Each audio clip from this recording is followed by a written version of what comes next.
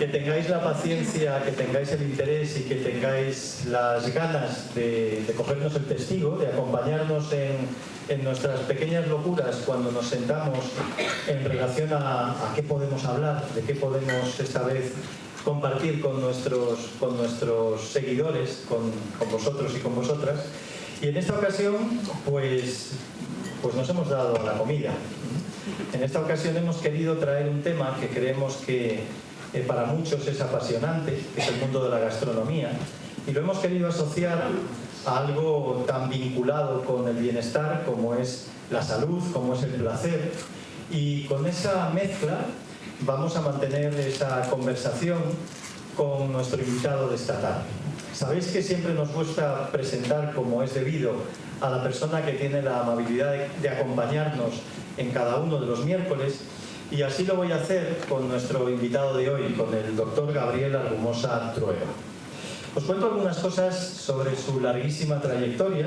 En este caso, me vais a permitir que su currículum vaya orientado al motivo que le lleva hoy a estar sentado con nosotros, que no es su actividad profesional desde el punto de vista médico, aunque él, que nació en el bonito pueblo de Rumoroso en el año 1956 y es licenciado en Medicina y Cirugía por la Universidad de Cantabria, compartimos universidad. Es también médico especialista en cirugía ortopédica y traumatología vía MIR en el Hospital de Valdecilla. Posteriormente desempeñó su actividad profesional como médico especialista en lo que ahora es el Servicio Cántabro de Salud, en Clínica Reynosa, en la Fundación Marqués de Valdecilla. Desde abril del año 2002 está en excedencia en la medicina pública, pero mantiene su actividad privada en la ciudad de Torrelavega, donde actualmente sigue ejerciendo. Es, como veréis, una persona, un hombre polifacético. Tiene una amplia trayectoria en el ámbito de la escritura. Se define además, y me gustó mucho cuando hablamos por primera vez y le hice esta propuesta, como divulgador de la gastronomía. Me parece una manera muy bonita de enfocar la aportación que él puede hacer en este aspecto. Es miembro numerario y fundador de la Academia Castellana y Leonesa de Gastronomía y Alimentación, miembro también de la Academia de Gastronomía de Cantabria, presidente de la Cofradía de los Cocidos de Cantabria y miembro de la Cofradía del Hojaldre. Además, decía que en su actividad literaria ha escrito artículos semanales en el suplemento gastronómico Cantabria en la Mesa, editado por el diario Montañés desde el año 2018, artículos en revistas como Más Castilla y León, Revista Cultural y Gastronómica, de periodicidad bimestral, en los últimos años, y artículos gastronómicos en periódicos como El Norte de Castilla o el blog, qué bonito este nombre, Consincio. Cómo me gusta esa palabra. Cómo me gusta la palabra sincio, que no entienden fuera de nuestra tierra, por cierto. No saben lo que es el sincio, no saben lo que se pierde. Bueno, entre sus publicaciones, Una receta de garbanzos, editado por la Academia Castellana y Leonesa de Gastronomía, coautor de Diccionario de Gastronomía, editado por la Academia Iberoamericana de Gastronomía, y El cocido montañés, editado por la Cofradía de los Cocidos de Cantabria. No podíamos estar en mejores manos, también en las manos de mi compañera, la psicóloga especialista en psicología clínica y codirectora de CIPSA, Ángela Carrera, que suele ser quien nos acompaña desde su rol de entrevistadora, y que debo decir, de forma también confidencial, que es una excelente cocinera y gastrónoma. Sabe apreciar mucho el arte de la cocina. Así que les dejo entre fogones con nuestro invitado y con mi compañera. Gracias por venir.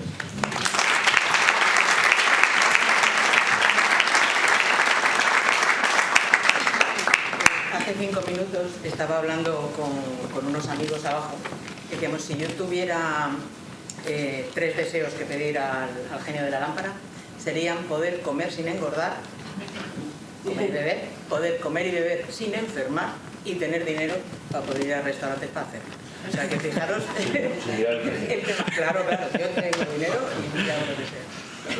Bueno, pues todo esto empieza muy, muy atrás, ¿no? El hombre descubre el fuego y cuando empieza a utilizarlo para la cocina empieza a ser un laboratorio. En ese laboratorio se crean texturas diferentes, colores, aromas, sabores, muchas combinaciones. Y la cocina con el tiempo, con mucho tiempo, ha pasado a ser un arte y una ciencia. Serían los sentidos y los sentimientos en acción.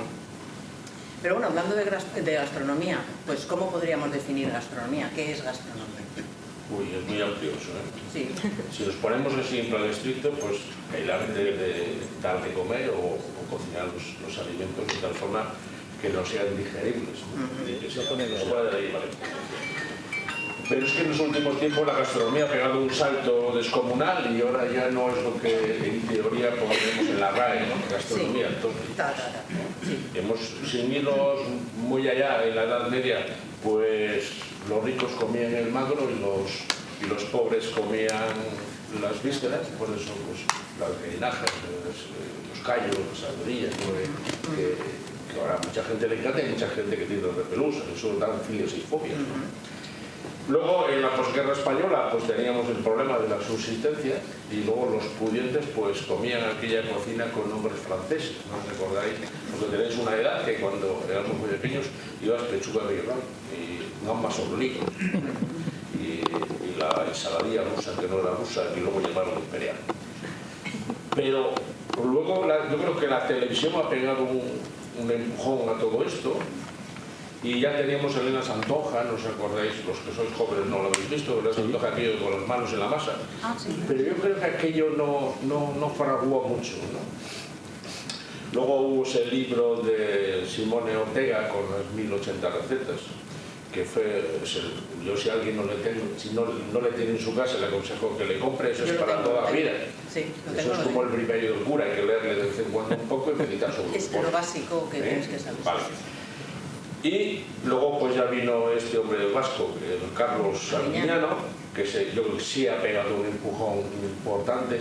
De hecho, el resto de cocineros siempre le han aceptado que ellos los han puesto en el mapa, porque nadie conocía antes a los cocineros por el nombre ni de dónde eran. Empezaron a ser varones y ya no eran mujeres. Y en estos momentos pues tenemos ya la gastronomía se nos ha ido. Ha empezado aquí a entrar en la cocina, primero la cocina americana con las hamburguesas, los perritos. Luego empezó la cocina italiana, con las pizzas, la pasta. Luego ha empezado una serie de cocinas y en estos momentos pues, ya tenemos las cocinas orientales, los ceviches peruanos y todas estas cosas. Eso me parece muy bien, pero yo siempre digo que hay que saber también lo que es un salmorejo. Mucha gente, tú le dices, sabe mucho de un nigiri y no sabe lo que es un salmorejo, tan nuestro y tan sencillo. Y en estos momentos hemos llegado a que todo el mundo sabe de gastronomía, hemos llegado a que incluso todos los días sale lo que cuesta una cosa, lo que no cuesta la otra cosa en los medios de comunicación. Parece que toda la culpa de toda la subsistencia diaria la tienen los productos de la gastronomía. Y ya llegamos a más al turismo. Ahora hemos visto que esta fin de semana, o que viene otro, están todos los hoteles al 90 o 100%. Y ese turismo, generalmente el 70% de la gente que va al turismo gastronómico ya tiene preconcebida la idea de dónde va a comer y cómo va a comer. Con lo cual, si es un turismo que vas a ir a ver una iglesia, un museo y demás, pero quizás en 7 de cada 10 la comida estaba delante de todo. No me quiero liar más. Una preguntita. Cuéntame más. Pregúntame más. ¿Quiénes comen por salud? Levantad la mano. Más arriba, que no se ven, por salud. Hombre, por salud, pues sí. ¿Quiénes comen por placer? Pues esto suele ocurrir, ¿sabes? Hay mixtos, hay quien podía haber levantado las manos 2 veces. Las 2 manos. Eso es. Pero el tema es que la salud sí que es prioritaria y eso lo sabemos todos. Pero muchas veces no lo tenemos presente a la hora de elegir los alimentos que vamos a tomar, a no ser que haya una alarma de salud. Entonces sí puedes modificarlo, ¿no? De las 28 ingestas que hace un español medio a la semana, dentro y fuera de casa, casi 1 de cada 2, el 50%, es, de los productos que se consumen es por el placer. ¿Vale? O sea que fíjate la estadística. Yo opino que muy pocos placeres te puedes tú permitir 3 veces al día. Efectivamente. No te ríes porque es lo peor. En los pero 3 veces que digas qué cenamos, qué desayunamos, qué comemos, el pensar un poco y decir esto que me apetece es difícil. siguiendo con lo que tú has dicho, la gente que entiende de cómo nos debemos de cuidar, perdón, dice que solamente el 20% de esas 28, de las 28 comidas deben de ser a libre albedrío, lo que te apetezca y no pasa nada. Vale. Y sin precio, como decía. Mejor y sin embargo, no lo hacemos muchas más. Pero eso es el concepto que creo que tengáis claro. De todos, solamente el 20% de las ingestas semanales o mensuales. Bueno, pues como decíamos antes, ¿no? En el entorno actual tenemos una accesibilidad interminable a la comida de todo tipo, de todas partes, pero ¿qué es lo que hace que una comida nos resulte atractiva y entonces elijamos ingerirla, comerla? Bueno, es complicado, o sea, sí, son muchas cosas. Sí, bueno, podemos hablar mucho rato de ello. Depende del momento, depende del ambiente, depende de la compañía, y sí es verdad que hay un porcentaje muy pequeño de gente que le da lo mismo comer una cosa que sí. Punto. También depende del mercado, ¿no? Por ejemplo, la elección, si es de temporada o no, podría influir. Sí, bueno, en estos momentos hemos hablado antes de todo tipo de cocinas. No he hablado de la cocina evolucionada tipo el de Bulli, sí, sí. Que empezó allá sobre el año 85, pero eso ha pegado un cierto bajón en cuanto a cantidad. No estamos hablando de calidad posiblemente sea mucho mejor. Entre otras cosas porque es picada ese tipo de cocina, ¿no? Con 3 estrellas no te baja de 300 y pico euros más vino y tú puedes comer bien, entre comillas, pues por mucho menos dinero, ¿no? Sí, pero bueno, yo creo que ahí se paga también no solo lo que estás comiendo, sino la elaboración, el estudio de la combinación de esas cosas, aparte de lo que sea la calidad del producto, como el trabajo que hay detrás, ¿no? Me supongo. Sí, la cocina evolucionada es muy, muy cara. Para que os hagáis una idea, un 3 estrellas Michelin necesita tener tanto personal como comidas que da al día. O sea, si eres capaz de hacer para 40 personas la comida, necesita 40 personas en cocina. Y voy a investigar la langosta, la voy a poner con no sé qué, pero con no sé qué no me va bien. Otra langosta, investiga con otra, con otra. Estás pagando todo eso también. Ellos tienen todos un laboratorio que se dedica a eso, a investigar. Eso. Pero a lo que te iba a comentar antes, es que hoy día el concepto es kilómetro cero, o sea, el producto que hay en Bezana, por no sé cuánto, el cero es una forma de hablar, porque en la ciudad no podemos ser cero, ¿no? Sí. Y en temporada. Y producto, a ser posible, poco elaborado, una tendencia actual. O sea que ahora vamos a comer bocates y sardas, y no vamos a pedir mejillones en el mes de junio porque no tiene nada, ya sabéis, todos las herbes y los mariscos. Sí. Y también podemos elegir el alimento por el hambre, pero yo creo que no sabemos mucho lo que es el hambre. En general, si comemos 3 veces al día por hambre, y menos por placer, que estáis, o sea, la mayoría coméis por placer, ¿no? Eso sí. Luego supongo que el perfil cultural también, de qué cultura eres y cosas así, o del olfato, del gusto, porque dicen que somos muy visuales los humanos, ¿no? Entonces lo primero que te entra es, me apetece eso. ¿Qué expectativas tengo de cómo eso va a ser? ¿Os acordáis lo de la Magdalena de Proust, de Marcel Proust, ¿no? Que le olía la Magdalena y cambiaba toda su historia y venía todo, ¿no? Está demostrado que el olfato es lo que más recuerdas. Como el 35% de lo que tú recuerdas. Luego un 5%, son estoy hablando así de memoria, es lo que ves, un 3% lo que has oído y un 1% lo que tocas. Y entonces sí es verdad que tú tienes idealizado, muchas veces idealizado, yo discrepo con mucha gente de aquello de las croquetas de mi abuela. Yo solo discrepo muchísimo, yo te lo explico. Entonces, eso es importante, ¿no? Pero sí es verdad que tú tienes idealizadas el olor de las sardinas de verano de joven o el olor del cucurucho que te calentaban las manos con las castañas. Eso es un olor que tú tienes y que eso no te lo quita nadie, ¿no? Y que no estás dispuesto a prescindir de ello nunca, ¿no? Y luego el entorno. Tú vas a una comida familiar y siempre eso se presta, como la comida familiar generalmente pues hace tiempo que no ves, no tienes prisa, esa tarde comes, no tienes que volver a trabajar y tal. Eso necesita un cocido, necesita una cocina, como se dijo toda la vida, con fundamento.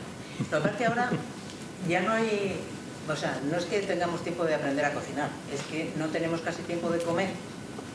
Y entonces yo creo que eso también influye, ¿no? Porque somos lo que comemos, pero cuándo lo comemos, con quién lo comemos y cómo lo comemos. Eso es muy importante. Entonces... En cuanto a... Sí es verdad que ahora, y sobre todo desde el COVID, que la gente, los clientes de los restaurantes nos hemos ido a la calle, comillas. Sí. Ahora se hace mucho más calle y más tapa, ¿no? La tapa española se ha puesto mucho más de moda, es más rápida y no nos engañemos, más barata. Claro. Es que la gente toma cerveza que no es barata, vinos blancos y vinos rosados porque son más baratos que los tintos. Pero en cuanto a entorno, hay dos cosas que os quiero comentar. Una, hay un estudio que dice que en una mesa lo ideal son 6 comensales. Eso lo hace Mr. Fisher, que es Comer cada día, es un libro fundamental para tener en tu casa si eres aficionado a esto. Y él te explica una serie de bases por la cual se fija para hacer esto, porque yo sí me he fijado que a veces con 8 comensales ya se disgrega la conversación. Sí, es verdad. Se disgrega. Se hace como 2 partes en la mesa, ¿verdad? Y con 6 es más difícil, porque están todos, no todos se redonda, ya sigues con la conversación. Había un magnate americano que decía él, lo ideal eran 2, él y un buen cocinero. Bueno, vale. Los magnates, Sí que saben. como han hecho dinero, son raros. Porque los que somos normales no somos magnates, ¿no? Entonces yo lo veo así. Sí. Y otra cosa que yo estoy en contra, hay 2 cosas en la comida que yo quiero, al menos en mi opinión, si cualquiera puede discrepar conmigo, ¿no? Uno, no me gustan esos países, todo de la zona del este, centro de Europa, que estás comiendo y te ponen folclore y te ponen cosas. Yo no me gusta eso. A mí. Te desconcentra. Me desconcentra, no disfruto de la comida porque yo necesito comentar algo con el debate. Pero comentar, no hacer una cata. Que hay gente que se pone pesadísimo porque esto tal, porque esto no sabe, porque esto... No. Oye, pues mira, vamos a hablar de todo. Estas croquetas están muy buenas, oye, pues también los bras, pues bien, pero no decir, es que es mejor, es que estas porque son no sé cuántos, no. Me parece para Sin mí, comentar. una cosa es catar, que a lo mejor es una cosa más compleja o tienes que quedar ya para hacer una cata. Sí. Y luego la otra sería degustar, que es lo que a mí me gusta. Y otra es deglutir, es decir, estoy con la tablet y estoy comiendo y no me entero. Eso no. Eso lo ves mucho, degustar. desgraciadamente, ves parejas que relativamente jóvenes, bueno, no tan jóvenes, mejor dicho, y que no se hablan. Sí, pero Yo no me estaba hablando a través del WhatsApp. Sí, es que no te enteras, o sea, estás tragando y no... Y luego hace que comas más. Yo no sé si os ha pasado, pero vas a coger 4 bolletas, estás viendo la tele y vas a echar mano y ya no quedan, porque ya te las has comido, pero ha habido alguna que no eres consciente. ¿Qué ocurre? Que como tú esperabas comerte la siguiente, vas a por otra, pero no es una, son 4. O sea, coges otras 4. Entonces no estás en lo que estás. Luego, quería comentarte otra cosa, que Sí, tengo claro. una nota, porque me he hecho una nota aquí yo, porque Sí, si no, me pongo a hablar y se me pasan los detalles. De plato a plato que no sea más de 10 minutos. Ajá. Os habéis dado cuenta dos detalles. Uno, coméis una comida de grupos y tal, y si lo analizas no has comido tanto, pero estás pesadísimo. Claro. ¿Y cuántas veces, no en la de grupo, sino que tú vas a la caja, pides un postre, te la tardan en entregar y dices, que no me lo entreguen? Está demostrado que el cerebro, cuando pasan 10 minutos, dice, ya estás, ya has comido bastante. Luego podemos hablar de la lectina, podemos hablar de esas cosas que yo sé que te hacen Vamos a hablar. que yo te comente, Sí. pero eso es importante, que haya, no digo que uno sobre otro, como dice Ángela, que comes como un pavo, pero sí que haya un ritmo y que no sea muy dilatado en 10 minutos. Claro. Está demostrado los 10 minutos, bueno, algunos serán 8 y otros serán 12, ¿no? Porque Sí. cada uno somos a nuestra manera. Entre 10 y 20 creo. O sea, A ver, vamos, que haya leído. Sí. Vamos a hablar de leptinas y esas cosas. Bueno, yo quiero que comentemos también la parte más de salud, ¿no? ¿Qué sustancias son interesantes que contengan los alimentos para nuestra salud? Pero no solo biológica, psicológica también, ¿no? O sea, ¿qué tipo? Yo qué sé, la dopamina, el triptófano, endorfinas, estas cosas. Sí, yo soy un enamorado del triptófano y la serotonina, entre otras cosas, porque... Lo mío es la dopamina. Sí, lo mío. Vale. Entonces yo, entre otras cosas, porque para conseguir la letra mayúscula en la Academia de Gastronomía de Castilla y León tuve que hacer la tesis que leí en el año 2014 sobre una receta de garbanzos. todo el mundo pensaba que la receta de garbanzos iba a ser una receta, pues garbanzos con lo que sea. He estado yo calentando al público, ¿eh? Os voy a dar una receta de garbanzos. Solamente sabían que no era eso el presidente de la Conferri, el presidente de la academia, y el que me tenía que replicar, porque te tienes siempre tu presidente, me tenía que replicar. El resto fue una gran sorpresa. Y el fundamento era los judíos en Israel, no los judíos americanos, habían descubierto que cuando la gente tomaba hummus de garbanzos más con un poco de pimentón y un poco de aceite de oliva, el ánimo era mejor. Dormían mejor porque sí, incluso había más embarazos. Los embarazos y la psicología, todos sabéis que eso es cierto. Muchas veces la gente cuando se relaja es embarazo, ¿no? Yo, ojo, que me he dedicado desde hace 40 y tantos años a la traumatología, pero eso sí lo aprendí. Bueno, entonces todo se debe al triptófano. El triptófano es un aminoácido que le tenemos que tener en la nevera, porque el triptófano en el organismo se convierte en serotonina. Serotonina es un producto que nos estimula la melanina, el estado de ánimo, y eso hace que nos encontremos pues, mejor. Entonces está demostrado que de los 3 análisis, yo analicé para la tesis, que de las 3 legumbres que hay en lentejas aquí en España, los guisantes también son legumbres, y los cacahuetes también son legumbres, pero las 3 que tenemos, las lentejas, las alubias y los garbanzos, tenían más triptófano las lentejas y las alubias, pero sin embargo el garbanzo tenía mucho menos grasa y eso facilitaba que el triptófano se absorbiese mucho mejor, ¿no? Luego, si alguien ve la tele, pues verá que hay hasta chicles con triptófano. ¿No veis publicidades? Eso de Ana María la Justicia lo veo mucho. Con triptófano melatonina y todo, ¿no? Bueno, pues el triptófano está de moda. Entonces el fundamento del triptófano era ese. Y yo, a través de mi bibliografía, saqué un test en el cual se puede saber si tú tienes necesidades de triptófano o no, si estás bajo de serotonina no. De hecho, hay un antidepresivo no mayor, los inhibidores de la recaptación de la serotonina, que lo que actúan es sobre la serotonina. Aquello de más Prozac, no, era más que... Más Platón y menos Prozac. O sea, pues eso fue el primero que hubo de la serotonina. Y entonces ese test es el que hay que realizar. Yo he traído aquí unas copias que las podéis ir leyendo así por encima, y si tenéis interés yo os las paso para que os podáis hacer el test. El test dice cuántos números sacáis, y si sacáis un número que estáis bien, pues todas las semanas por lo menos una vez garbanzos, pero si estáis mal 2 o 3 veces, ¿no? Sí. Que tú tienes cara de no creer.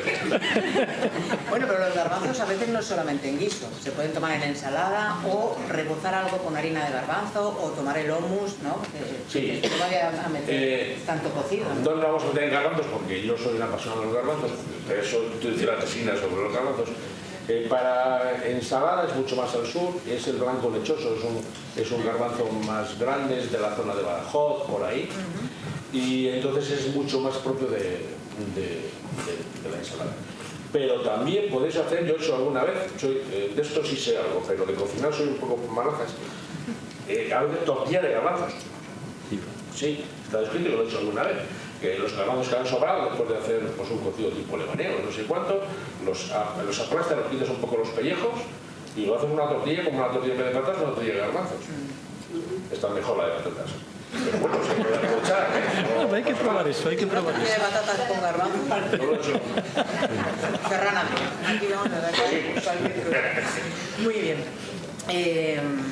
La relación, los garbanzos también mejoran la ansiedad, porque has hablado de serotonina, que es el neurotransmisor que regula el estado de ánimo. ¿Y en la ansiedad también influyen o no tanto? Yo creo que no tanto, yo no he leído tanto como eso, ¿no? Porque ahora sí podemos pasar, si no te importa, a la dopamina. Vale, lo que controla los esa. impulsos. Sí. Lo que controla los impulsos. Esa es la mía. Cuando tienes veces de dopamina, estás un poco a impulso por una cosa y por otra, y te regula más. Yo ahí publiqué en el diario Montes, yo creo que hace no mucho, eso es hace 1 año y medio, ¿sí? Que las anchoas, porque el pescado tiene mucho de esto, las anchoas sería excelente para el impulso, para un buen nivel de dopamina. Y también hay un test de dopamina, ¿eh? ¿Queréis que os los vaya pasando y le echáis un vistazo? Carla, aquí hay 10. textos y de Doma, pues pásaselo a otras personas, ¿sabes? Y luego lo vais cambiando y luego yo lo paso a Carlos o a Ángela y luego lo pasan y lo podéis enviar en correo o lo que sea. Nos lo pedéis o dejáis un correo electrónico o algo. Pues sí, vale. Y luego el otro producto es la lectina. Ajá. La lectina es un producto que te da la sensación de lleno. Y es que te iba a decir yo si tenía que ver, porque algo he leído sobre la gente que se engorda más o menos y el nivel de lectina. Sí, porque es que hay gente, lo mismo que hay gente que tiene problemas con el gluten o hay gente que tiene problemas con la lactosa, menos de lo que cuentan. La lactosa no hay gente, porque pasa que Nos estamos haciendo. no, es que yo tomo leche de no sé qué. Vale, bueno, no me voy a entrar a criticar porque he dicho que soy divulgador, no crítico, ¿eh? ¿Vale? Y entonces la lectina es la que te da sensación de plenitud. Pero hay gente que la lectina no le funciona, dicho así coloquialmente, entonces nunca tiene la sensación de lleno. Y eso es un problema. Y también el test de lectina, que es para que la gente diga, pues tengo test de lectina.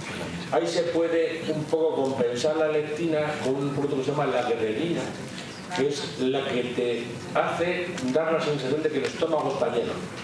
Y ahí tienes que meter mucha fibra porque el estómago se llene y no te mande come. Entonces esos son los productos. Bueno, y que hablabas de la anchoa, bocarte y tal, pues como aparte de médico, sabes un montón de productos, pues ¿cómo podríamos hacer una buena cata o una buena elección de una anchoa? Porque ya aquí ya somos famosísimos con las anchoas, pero no todas serán igual, claro. No, que va, son todas muy caras. Por eso te digo, es muy caro, pero no son todas iguales. Os voy a contar un poco la anchoa. La anchoa es un tema complicado. Cuando empieza la costera, de las anchoas, los jefes, vamos, los empresas, no están en Santoña o en Colindres esperando a que venga la anchoa.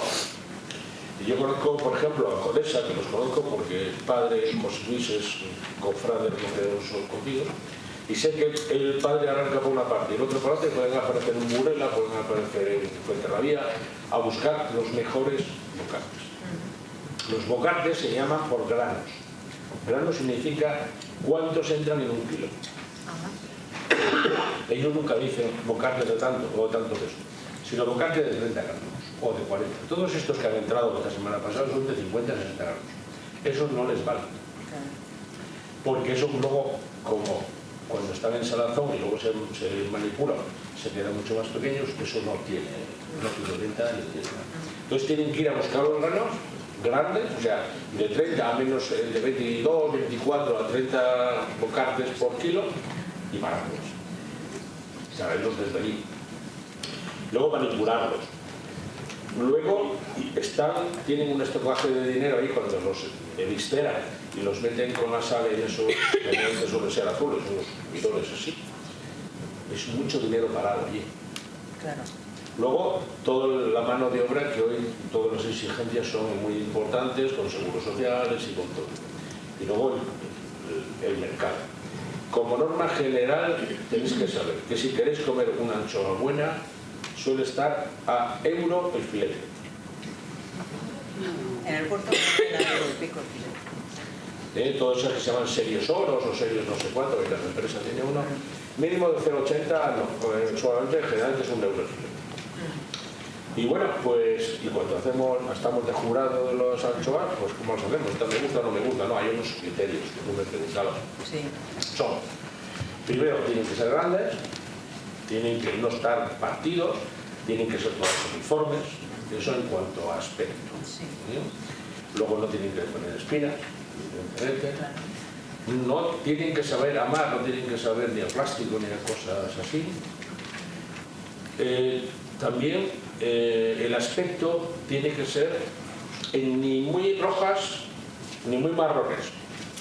Si son muy rojas han estado poco tiempo en la salmuera y entonces, ¿qué pasa? Que lo han sacado para hacer dinero rápido, pero no están hechas. Y si están muy marrones, ya muy tristonas en el aspecto de color, esas ya están pasadas, ¿no? Entonces no conviene. Y si hay una prueba que se sabe si están un poco pasadas o no, es pincharlas por el centro con un palillo y lo que nosotros llamamos, se llama en la coca hacer el Cristo, que es que bajen un poco los brazos pero que no se te desparramen. ni que se te queden así. Entonces, porque entonces unas están desparramadas, tienen demasiado, y las otras para abajo. Y en cuanto a esto, os tengo que comentar que no hay que obsesionarse cuando pone aceite de oliva virgen extra y tal, porque muchos elaboradores de anchoas hablan que el aceite muy bueno se come la anchoa. El sabor de oliva es muy fuerte, ¿no? Muy fuerte. Entonces, para eso. A veces la gente me dice, oye, son de girasol o aceite que no ponemos que aceite de oliva. Pues tampoco pasa nada, tampoco pasa nada. Aquí en Cantabria hay una que lo hace con mantequilla, como a la antigua usanza. Las he probado. O sea, lo recomiendo, aunque sea una vez en la vida. Las tienen el nombre de M.A. Revilla, aunque no son de Revilla, ni el amo tiene relación en estos momentos con Revilla. Sí, pero ha cogido la ola, ¿no? Y son especiales. Os lo digo, pues se las hacéis. Y luego yo siempre cuento una anécdota. En Sevilla está Rogelio Gómez, o está jubilado, que es de Toranzo, en la flor de Toranzo, porque él le llaman popularmente el trifón. Él las preparaba y las presentaba con leche condensada. Sí, sí. Eso Sí, los he probado. Eso es el 10 del 20%. Las he visto comer también con sobao tostadito. Uy, y encima también. Mi experiencia con sobao es muy negativa. Sí, ¿eh? Sí, yo he estado 2 años de jurado con bichos de eso, y cuando había sobao se comía el sobao Y punto. a la anchoa. Ah, ya. Tú comías un pincho con una base de sobao y al final tenías en la boca sobao, ¿no? Sin embargo, he hecho también catas con panes distintos y con queso, no te los puedo decir cuáles, y sí hay con un queso que puede ser muy evolucionado, con un buen acidez y tal, podía comer ello, podía la anchoa sobre los demás. Pero con sobao, que lo vais a ver muchas veces, que pone un pincho de sobao con anchoa. Yo, mi experiencia es que el sobao se lo come. Vale. Pues bien. Pues he visto comer, no lo había yo probado, pero ya no lo probaré, claro. Bueno, y el tomate, que está cogiendo también mucha familia en Cantabria, ¿qué tiene de buenísimo? Bueno, el tomate está muy de moda. E incluso ahora tenemos 2 ferias de tomate, una que es aquí por Bezana y otra en Torrelavega. En la de Bezana estuve, en la de Torre no. Yo estoy en la de Torrelavega, y estuve de jurado. Vamos a ver, el tomate en Nueva América, junto con las patatas, estuvieron malditas durante años. Las patatas se pensaban que eran tóxicas. Ojo que las patatas pueden ser tóxicas. Si tenéis unas patatas que están nacidas y al pelarlas tiene un pinta verde, no lo comáis. No pasa nunca nada hasta que pasa. Y hasta que vino un farmacéutico, Parmentier, el famoso Parmentier, que es ahora cuando tiene importancia, dice que no se encuentra con Parmentier, bueno, con puré de patatas. ¿Vale? Bueno, pues Parmentier lo puso de moda y lo hizo para adelante, ¿no? Entonces, ahora me he perdido porque voy a hilar esto con los tomates. Los tomates pensaban que eran tóxicos, que eran venenosos. Entonces, la causa era porque entonces se usaba unos platos que tenían plomo. Se cree que Beethoven se quedó, porque eso fue en 1800 y pico, Beethoven se quedó sordo por el saturnismo, una intoxicación por plomo, porque se llaman platos peltre, que son de cerámica más plomo. Y en estos momentos ya no, los peltres, si les un peltre, no tengáis miedo que ya me llevan. Y os acordáis de Napoleón, que siempre tenía la mano así, pues es porque había el estómago por lo mismo, por una intoxicación. Pero a partir de esos momentos los tomates cogieron auge y ahora en estos momentos están como una cosa desaforada, ¿no? Es que han salido un montón de variedades, han salido, Sí. estarían ya, pero como más en el supermercado, ¿no? Más accesible. Sí, bueno, tú encuentras ahora un rosa, un corazón, ¿cómo se llama? Decid vosotros. El corazón de buey. De buey, el canario, el espumato, el pera y el raf y el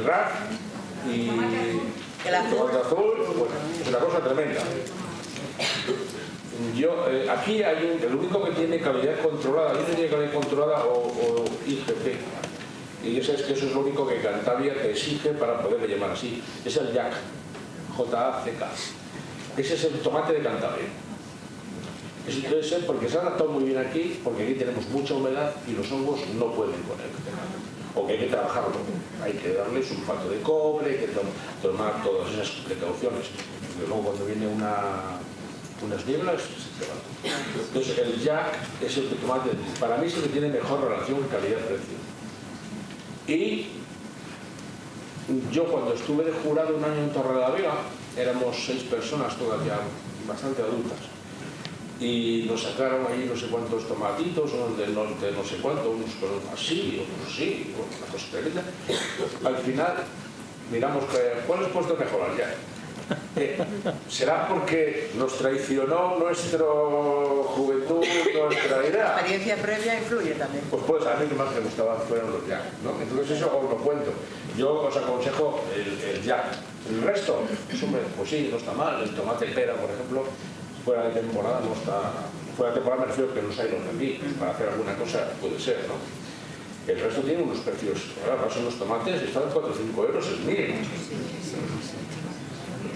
Luego, en cuanto a los tomates, que sí tienen efecto antidepresivo, como todo lo que tiene mucho calor, es antioxidante, es un inhibidor o un bloqueante de los radicales libres, que los radicales libres lo que nos va haciendo viejos. Entonces, y también tiene vitamina D. La vitamina D está muy de moda. Nosotros está demostrado que la gente con bajo vitamina D de dedo está más torpe de las piernas. Entonces se ha visto que la gente que se ha roto la cadera tenía poca baja de vitamina D. Se ha visto también que el COVID, a la gente que tenía niveles bajos de vitamina D, le cogía más en cantidad y en número. Y entonces veréis, si os hacen análisis, que mucho, ahora, a partir de cierta edad, suelen pedir un médico de cabecera, un médico de atención primaria que se llama ahora, vitamina D. Pero lo quiero que se me pasa.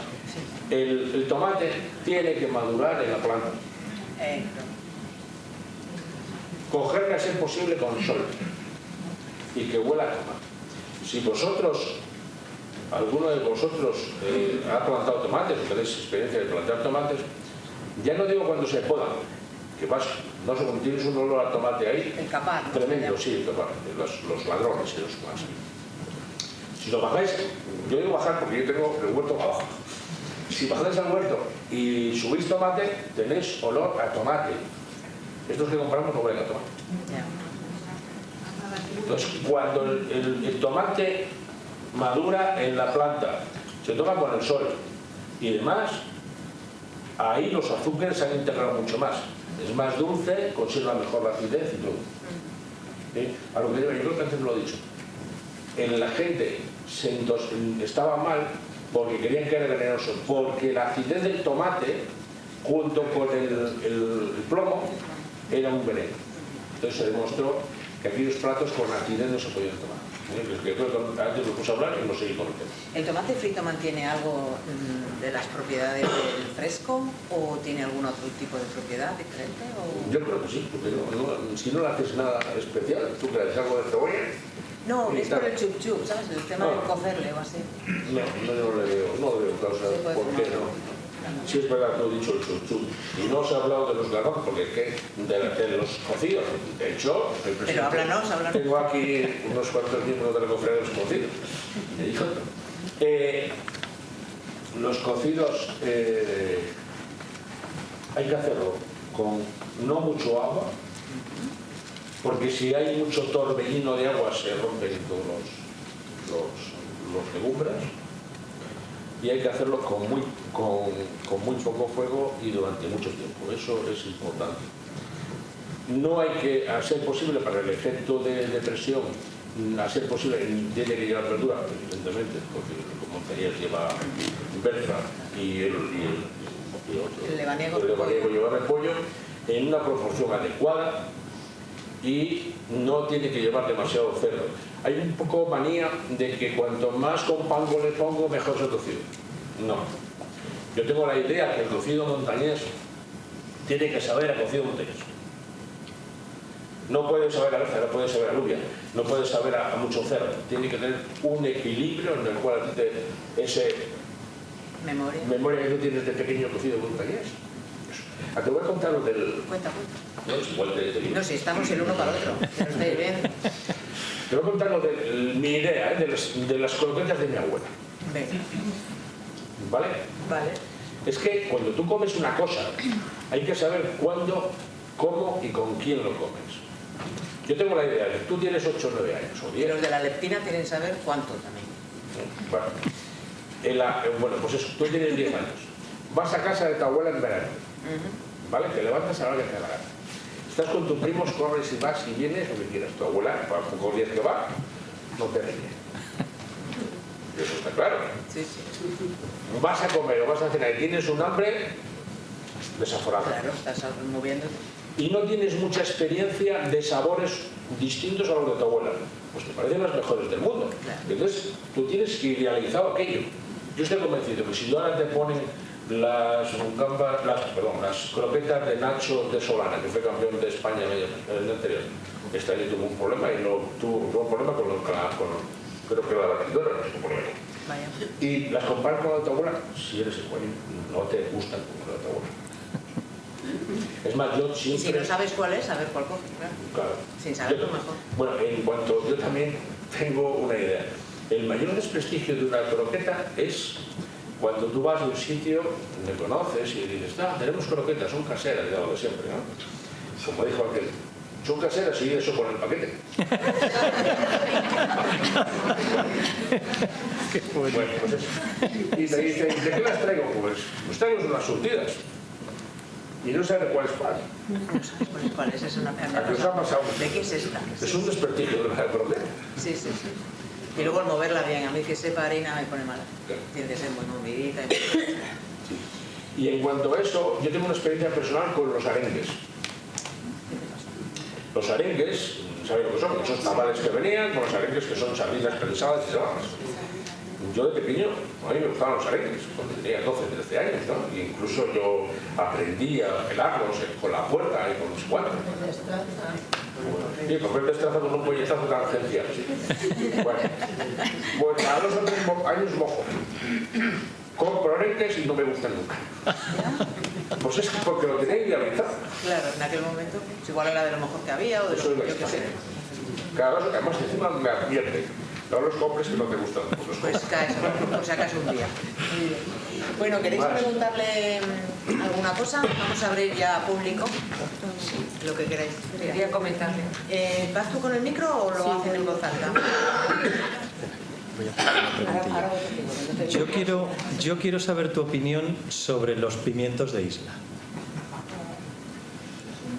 ¿Son tan especiales, son tan diferentes como tradicionalmente se ha comentado? ¿O? Pues hombre, sí, pero te voy a decir, yo soy de segundo, soy prueba. Mis abuelos nacieron allí y se parcharon. La cofradía del pimiento está en Pueblo. ¿Qué te parece la respuesta? No le isla. Que no es misma. Sí son buenos, pero yo creo que los de cristal, ese borrón que tiene no sé cuánto, pues posiblemente no son buenos los de isla. Entonces el pimiento es un poco a tu gusto. Son buenos, pero tampoco es una cosa. Y yo, al menos, no soy yo muy de pimientos, ¿eh? Sí, pero no soy el más entusiasta. Soy mucho más entusiasta del tomate. El tomate. Bueno, te he oído comentar, si oyes que el garbanzo es vamos, que has hecho un montón de estudios y demás. El garbanzo con arroz, esa proteína que se consigue, es verdad que se consigue una proteína larga, sustitutiva a la proteína animal. Una legumbre y un cereal que te compensa uno. Y sobre todo garbanzo y arroz, ¿no? Y alubias y arroz. También. Los famosos negros, ¿no? ¿Cómo se llaman? No, el bolso cristiano. Un arroz con unas alubias negras. También se consigue. Eso es importante. Una proteína larga. Y un cereal. Muy bien. Gracias. ¿La chica?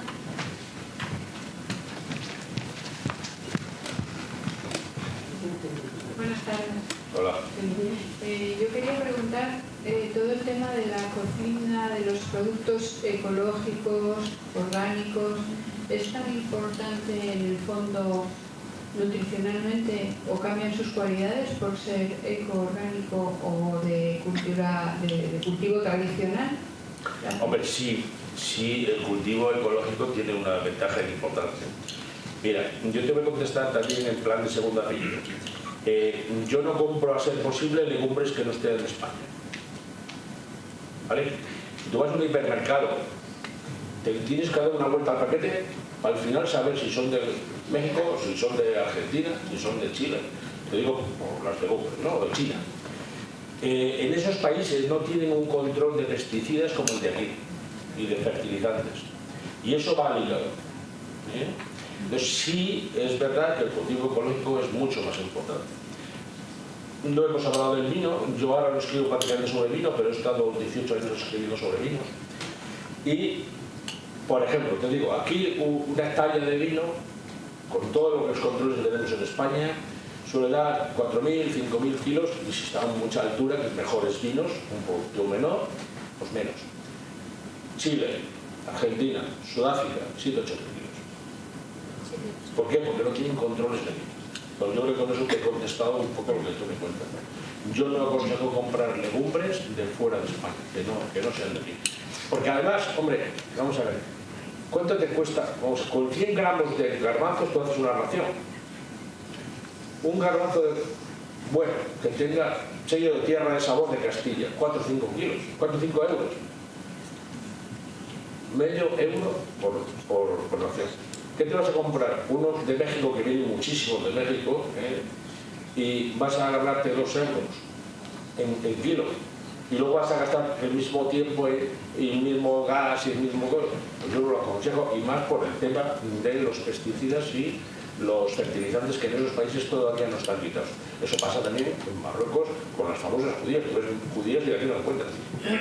O sea que básicamente los químicos que se echarían en productos no bio... En la banana pasa eso. No se permite a los plátanos los nuevos pesticidas, se permite a la banana.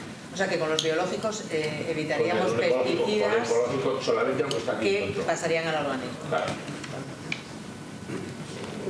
Usted ha dicho que los tomates favorecen mucho en la cuestión para los varones, para la próstata. Bueno, de la pregunta... Yo no hablo de la próstata. Que es muy interesante para la salud de la próstata. Me refiero, entre otras cosas. Las preguntas son... ¿Eso me lo afirma usted a mí? ¿Me lo afirma usted a mí? Sí. Bueno, Las preguntas son 2. Primero, ¿qué pasa con lo del agua de mar?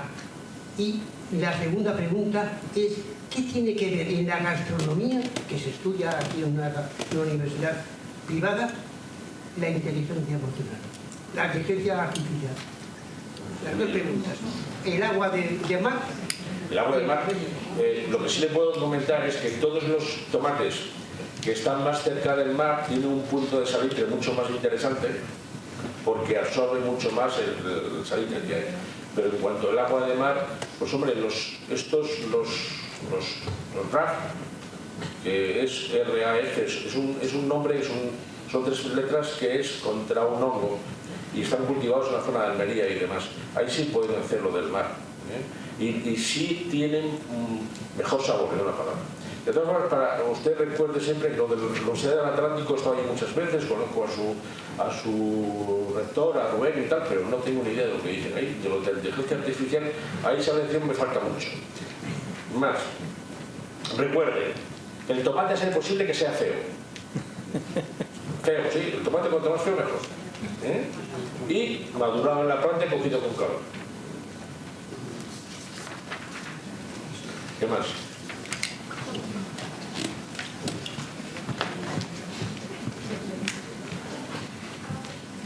Yo quería preguntar que hay veces que dice, por ejemplo, una copita de vino tinto al día es muy bueno para la salud, por eso me han dicho, por eso he leído. Entonces, alimentos que digas, pues tienes que tomar esto a la semana, o una cucharadita de miel, que también lo he escuchado, que sea saludable. Sí, se meto con el vino. De miel sé muy poco. Como no me gusta, no tengo yo casi ni una idea de miel, claro. Sí, tengo idea de que muchas mieles que hay por ahí no son mieles, pero bueno. En cuanto al vino, efectivamente, el vino, sobre todo el tinto, como el tinto cuando se hace con los ollejos, con los pellejos, y hemos dicho antes que todo lo que tenga calor color tiene antioxidantes, es mucho más antioxidante el vino tinto que el blanco. blanco. Entonces, el tomar una copita al vino, yo te diría que hasta 2 o 3, no hay ningún problema. Y también, en muchos regímenes alimenticios dicen que a ser posible que no sea de crianza, que haya pasado algo por la madera, porque pierde acidez. Está muy en controversia si incluso hay máquinas que te venden para que cambies el pH del agua de casa y tal, eso parece que no va a ninguna parte. Pero sí es verdad que si el vino tiene un pH, no mucho pH, porque el blanco tiene mucho más pH, más ácido, ¿no? O sea, menos pH. O sea, cuanto más bajo, más ácido. Lo verdad es que lo normal es 7 y luego bajo. Entonces, eso sería muy conveniente. Y luego hay productos que son de vicio. Antes le comentaba a Carlos que esta semana, creo que sobre esta semana, el cocido montañés en el Yenundés sobre la papada, que está muy de moda ahora en la papada curada como la cecina y demás. No la papada de las personas. No la mía. Pero eso es para comer una vez, ni el 20%, ¿no? Pero que la gente lo sepa. Es una maravilla. Bueno, el vino, a ver cómo llegáis a casa hoy, como nos lo ha dicho el médico. No, a mí me Bueno, muchas gracias por la charla, en primer lugar. Yo quería preguntarle, porque hay ciertos alimentos que se ponen de moda. Sí. Por ejemplo, ahora pues el tema de la quinoa. Hoy no toco la quinoa. Yo le quiero preguntar, ¿de verdad estos alimentos son tan buenos como nos intentan vender? No. Yo te voy a hacer otra pregunta, yo a ti. ¿Tú crees que si la quinoa que se produce, si no recuerdo mal, en Perú y en Bolivia, cuando los pobres que fueron para allá y nos trajeron maíz, patatas, pimientos, alubias, si la quinoa hubiese sido buena no la hubiesen traído entonces? ¿Vale? Más luego, a la quinoa tenemos el problema que os decía de los pesticidas y de los fertilizantes. Más luego, yo las pocas veces que he comido quinoa, o haces mucho por ella y no lo haces por ella. No lo hace por ti. La soja, te preguntan. La soja, sobre todo en las cocinas orientales y tal, es un buen alimento y lo alinean con ello, ¿no? Entonces, lo mismo que nosotros tenemos el azafrán. Que hay restaurantes que el azafrán lo usan hasta con los postres. ¿Vale? No hemos hablado del picante. Vamos a hablar del picante. Y Gabriel, luego, por favor, ¿nos podrías hablar del picante? Voy a seguir con esto. Por ejemplo, el orégano es más bien en francés. Pues eso. O sea, cada país está un poco identificado, ¿no? Y la soja para los orientales bien y bien. Italia, la albahaca, ¿verdad? Y la albahaca. Basílico. Bien, el picante. El 60% de la población mundial toma picante. 60. Entonces no podemos encontrar lo que generalmente hace. Yo lo pienso. El picante hace como cuando tomas un café o cuando tomas un chocolate. El chocolate lo tiogramina, lo tosteína en el té y tal. Es un estimulante, ¿no? Dicen que cuando tomas el picante es un poco como cuando has estado riendo un rato, parece que estás contento, ¿no? Te da una subida. sí, te hace así. O cuando has hecho deporte, decir que bien hecho, que he ido a correr hoy y tal. Estás más eufórico cuando tomas eso. Endorfinas. Sí, claro, te libera endorfinas. Y entonces el picante hace esa función y yo creo que hay unos cuantos platos que tienen que ser picantes. Yo siempre llamo alegres. Ajá. Yo creo que unos callos si no están picantes, pero a mi gusto. Una saldurín, un bacalao, algo que sea picante. Ya sabéis que los picantes hay una pila de grados importante, pero un poco. Y yo me encuentro en los restaurantes que llegas, yo tengo unos callos muy buenos, pides unos callos, que yo soy el que siempre mojo con las sardinas saladas empresadas, los arenques, y mojo con los callos también muchas veces. Entonces, pero si no pica, ya es que mucha gente que viene no le gusta con picante, digo, oiga, pues ya le digo, mira, pon unos sin nada y un poco con tal, porque esto tiene que ser picante, ¿vale? Ayuda a hacer la digestión, es verdad que la que tú tienes úlcera no lo debes de usar, y es favorecedora de la digestión y del ánimo. Y del ánimo, sí, liberan endorfinas. No sé si se hay un tema. Si te has pasado de picante, ¿qué tomas? Leche. No. No. Pensé que había aceptado, digo. No, porque la leche tiene gas y las gases del picante no. Pero agua tampoco, eso también. No, hielo. Hielo. Tienes que tomar hielo porque cuando tú vas estos son sensaciones que tienes, porque el picante no actúa sobre las papilas, sobre esos 4 sabores, luego el umami y luego ahora que se ha inventado el sexto sabor, que no me quiero liar mucho, sino sobre las terminaciones nerviosas. Cuando tú vas a la playa, a la nieve, se te notan los dedos. Pues como son terminaciones nerviosas, tú piensas un pedazo de hielo en la boca y te bloquea la lengua. Eso, o algo como puede ser una galleta que como es al romperla tiene aristas, te limpia la boca. La leche y Coca-Cola y casera y eso, que son bicarbonatadas, esas no te hacen. O esperar 10 minutos y yo había oído algo del picante en México, por ejemplo, que les regulaba el calor. ¿Puede ser? Sí. Bueno, ahí yo soy de los que opino que las sopas no son para el invierno solo y que los cocidos también son para el verano. Es el mismo fundamento que el botijo. El botijo, tú metes el agua, suda y se enfría por dentro. Los tuareg, donde viven hace un calor de 3 pares, esa gente toma el té hirviendo. Porque aunque en un principio tenga la sensación de que es muy caliente, al final le regula mucho mejor la temperatura interior. Entonces el picante para el calor también va bien. Hombre, también el picante, creo que en México cuando las comidas son muy malas, le mucho picante un sabor. Puede ser, ¿no? Que a los niños les dan de chiquititos, ¿no? Para ir acostumbrándoles a niveles de picante. Y aunque ha pasado un poco de puntillas, ¿qué opina de todas las leches que no son de leche? Que no son leche. Vas al supermercado y te cuesta encontrar la leche. Que no, exacto. Esas tienen mucho agua, además. Gracias. No son leche. Lo que pasa es que, viste, muchas no yo tomo de almendras.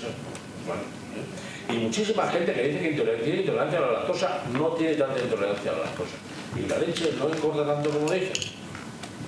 Toda la leche que nos venden, que la leche entera tiene un 3% de grasa. Cuando generalmente una lata frisona suele dar un 4% de grasa. Ahí las empresas quedan con un 1%, que es el 25%, y nos venden como una entera con un 3% de grasa. Para hacer mantequilla. Claro.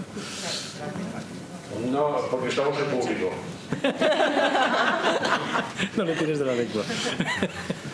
Y entonces Y una persona, no sé si sabrás de la respuesta, pero una persona que dice, bueno, pues voy a tomar la leche sin lactosa, porque como ando mal de la barriga y cree que es la lactosa. Y luego sigue mal de la barriga, pero ya se ha hecho a estar sin lactosa, es decir, ya no genera lactasa. Exacto. Y nunca en su vida la va a generar, o retomando la toma de leche se puede recuperar, no sabemos. No, pero como mucha gente que dice que no toma con gluten aunque no sea celíaco, que es un absurdo, al final gasta más dinero, pues es mucho más caro. Hablando de quesos, ahora encantan los quesos. ¿Y la lecitina qué tal es? La lecitina. Bien. Bien. Un buen suplemento. Esto la gente no lo suele saber. Ya sabéis que aquí en Sotres y en Cabrales se decía que cuando los quesos tenían gusano eran los mejores quesos. Sí. ¿No lo habéis oído nunca? Sí. Yo me he comido los gusanos. No, nada,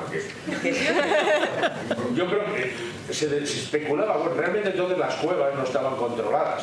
¿Y qué pasa? Entraba la mosca y le quedaba.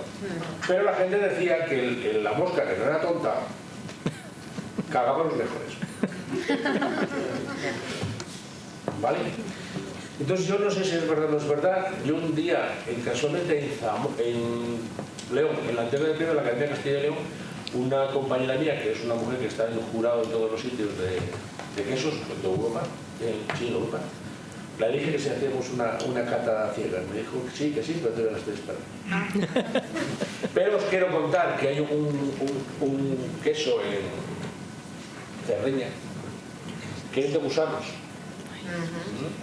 y que solo se puede comer allí. No se puede comercializar. Y el precio es 1.000 euros el kilo. Madre mía. Te lo dejas hacer daño. Te sale el queso. Que lo has hecho el día. Has hecho la semana. Se llama, es que lo he apuntado porque no me acordaba. Y he dicho, a ver cómo se llama. En esta nota que tengo yo prefiero. Pues no lo he hecho. Bueno, pero se lo he buscado allá en internet. También os tengo que decir que la gente que entiende de quesos dice que un queso que vayáis a vender a menos de 12 euros el kilo no es queso. Es imposible que eso sea queso. Anchoa de os doy el dato, o sea que está claro, porque para un kilo de queso no te puede tomar son 10 litros, ¿no? Entonces si tú ahora les pagas 90 céntimos, lo tienes que llevar, no sé cuánto se lo pagan. Y tal, entonces no te pueden dar un queso, que sea queso, y lo que gana el hipermercado y tal, a menos de 12 euros el kilo, que lo sepáis eso. Te la dan con queso. ¿Más preguntas?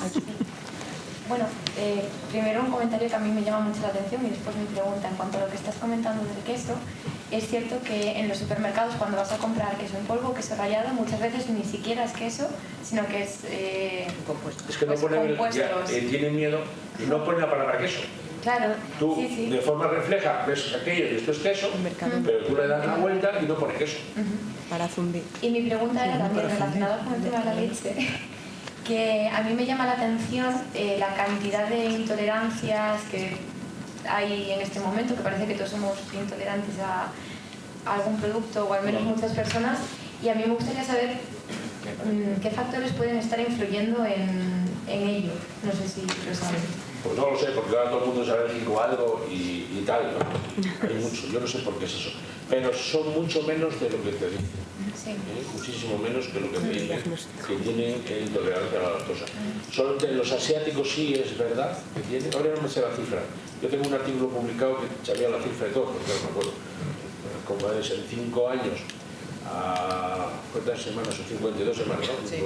2000 artículos, pues no me acuerdo de todas las cifras. Y entonces es un poco lo que a alguien le podía interesar. Pero hay una especie de obsesión, lo mismo que lo de leche de otra cosa o la leche o lo de leche sin gluten. No hay tanta intolerancia. Pero eso se crea a nivel comercial. Claro. Si necesito vender algo, te voy a crear una necesidad. Eso es un tema básico de publicidad. Crear una necesidad y luego cubrirla. Claro.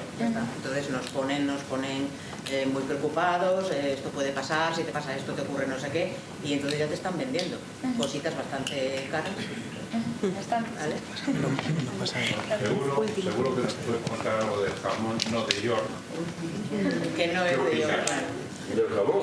Jamón. De no York. No de York. Ah, no sé qué decirte. Pues es una maravilla que tenemos en este país. Lo que pasa es que el jamón, vamos a ver como decía mi abuela. El de York. El de York no es jamón. El jamón es un jamón. Eso es una mezcla de patata y unas cosas y caldos. No, que decía que mi abuela, mejor dicho, mi abuela política decía, si uno pudiese hablar y quedar bien, pues sería la leche.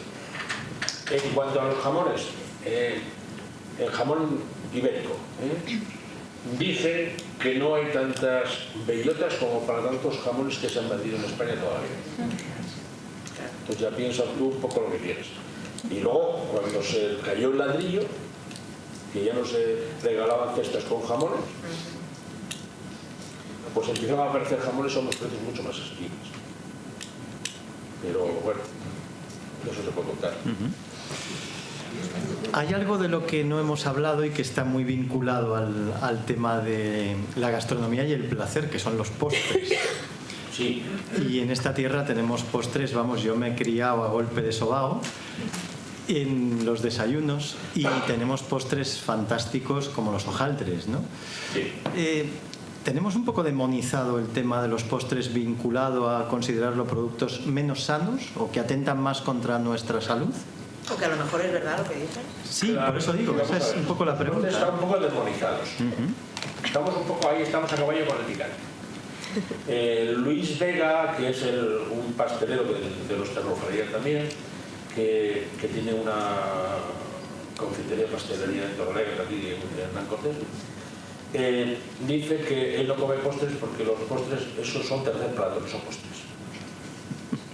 ¿Vale? Él sostiene que el postre tiene que ser dulce. Y tú vas y pides mañana una tarta de queso y es que no es dulce, es que no es.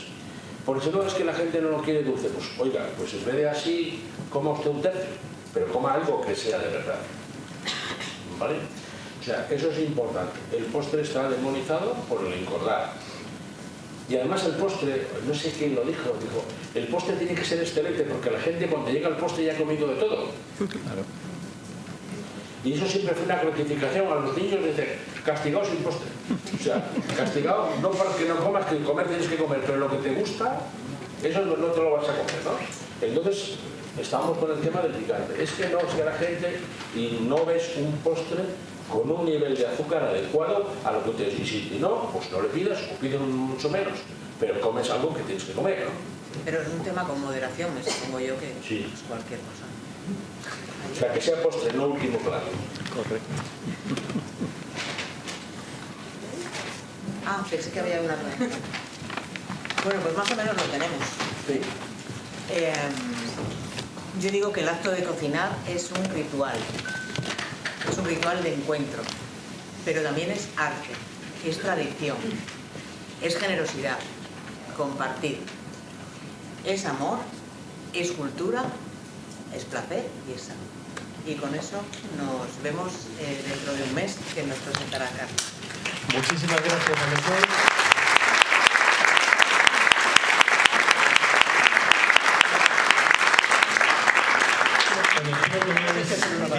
Yo he disfrutado mucho de esta conversación con Gabriel y con Ángela. Estamos hechos el uno para el otro. Bueno, podrían haber estado horas hablando porque es un tema además inagotable. Pero bueno, como tenemos el tiempo limitado, lo que me resta simplemente es invitaros a nuestro próximo encuentro. Será el miércoles 26 de abril, lo recuerdo siempre, el último miércoles de cada mes. Y en este caso vamos a hablar de sueño.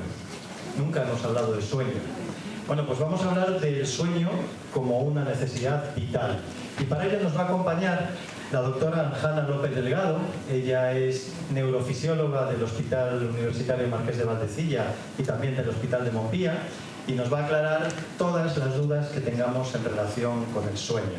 Vamos a conocer mejor ese acompañante nocturno al que le dedicamos unas 8 horas todos los días de nuestra vida. Vamos a conocer algunos de los problemas asociados a esa dificultad que muchos padecen para dormir y también otro tipo de alteraciones, y seguro que también nos dará claves para mejorar la calidad de nuestro sueño. Así que no os quedéis dormidos el día 26 y os esperamos, como siempre, el miércoles en nuestros encuentros con. Muchísimas gracias por venir. Gracias Gabriel por acompañarnos. Gracias Ángela por dirigir esta tertulia. Muy buenas tardes.